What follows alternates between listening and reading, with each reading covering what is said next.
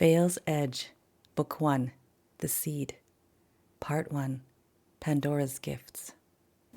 Prologue, The StoryWeaver.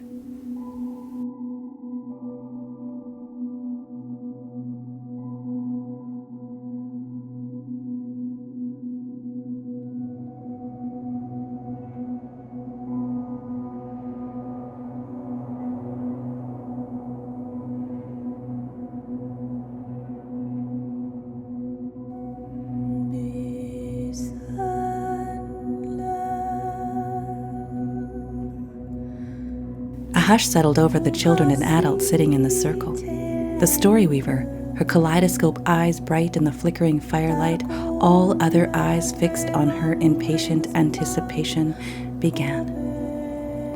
Not that long ago, in the Western realm, inside the veil, just to the west of where you are sitting now, people were suffering a great deal. There was war and hate and great anger and discontent.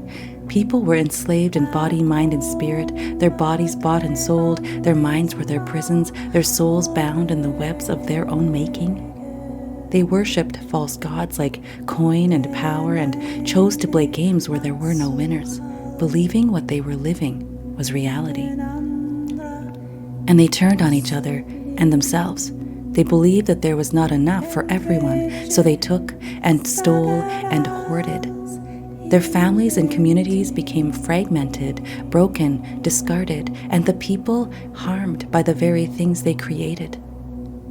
It was not always this way for the people inside the veil. In fact, they themselves created the veil to keep what they had, what they treasured the most, which was coin and power and things they could acquire with that coin and power, none of it giving them what they really truly desired, which is love. They induced their own sleeping sickness so that the pain that came instead of love was forgotten.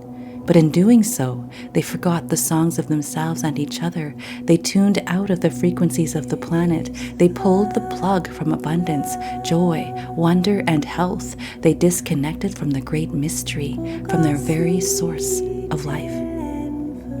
So as you can imagine, resources ran out, wars raged, sickness spread, horrific deeds were done to themselves and each other, the air unbreathable, the food tainted and denatured, the technology unnatural, and the ways they lived automatic and mindless, where they could find no meaning, no purpose, their cultures shriveled as an unattended garden. The planet heaved and purged the poisons that were forced upon it through mighty cleansing storms and earth eruptions. It got harder for our friends to survive in the world they created inside the veil, but survive they did for many years, but they would never truly live.